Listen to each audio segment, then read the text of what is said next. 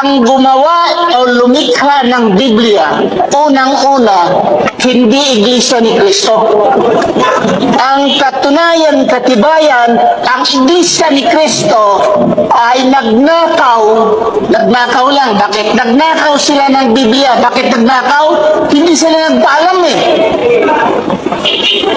The Iglesia ni Cristo are stealing the book of the Roman Catholic. Why? Originally, the Bible is compiled, written by the Catholics. The early fathers of the Catholic. Sila ang nag-compile. Mayroong 73 books, mayroong tinawag 80 plus books. The important is that ang original na Biblia composed, written by the Roman Catholic.